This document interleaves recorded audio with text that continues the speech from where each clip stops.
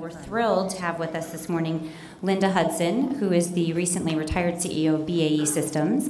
And here to lead our conversation with Linda is Sue Keith, who's a managing partner at Ceres Insights and works very closely with our team here at NACD. So Sue, take it away. Thank you. I know this topic is near and dear to your heart. First female CEO of a major, and I should say massive, defense contractor. Tell us about that experience from your perspective. And also, I was talking with someone about this topic recently, and she referred to it as being other. So tell us how that served you well, and also could potentially serve our audience well, given that, as I mentioned, your backgrounds are just fairly distinctly different from most folks who are sitting around the board table. I spent my entire career being different.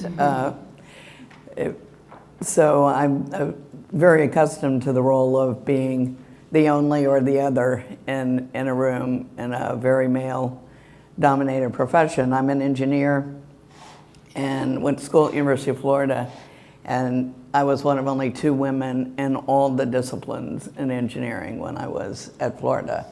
And throughout my career, it's largely been one of first, the first woman to do this, that, or the other. So I have dealt with it, seen the downsides and the upsides of being the other one in the room. And it you know, over time, things are clearly much better today than they were 40 some odd years ago, but there is still a wide disparity between boards and senior executives, and reflecting our demographics generally as the country or around the world. And the awareness of that is really ramped up in the boardroom, whether it's activist investors or just the push to do the right thing and reflect the public that you serve. And the gender and ethnicity part of it is the one that gets the most attention. It's out there. It's how boards are graded, if you will.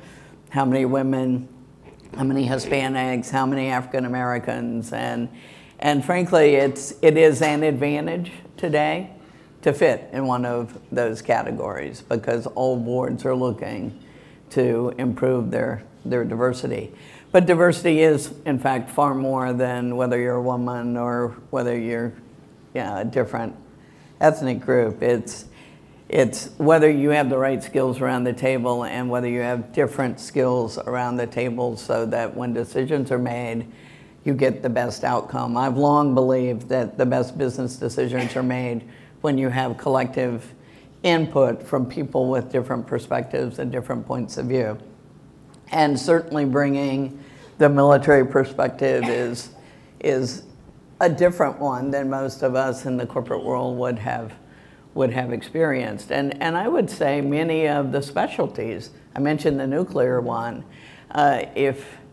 if you've got experience in cybersecurity or risk management or crisis management, those are skills that boards are paying attention to. And the more enlightened boards are taking stock of what skills do they have around the table and what do they need to do to fill the gaps. And that was largely, getting a little ahead of this as you interact with people, whether it be colleagues or potential recruiters, your ability to articulate what unique, diverse skills you bring to be considered. You've lived your life in a highly regulated environment. You know how to operate within constraints. You might have an area of expertise like cybersecurity or nuclear or whatnot, so that you can point out why your skills actually add a diverse capability to a typical corporate board. I think there's far more receptivity today to that view than there would have been even 5 years ago.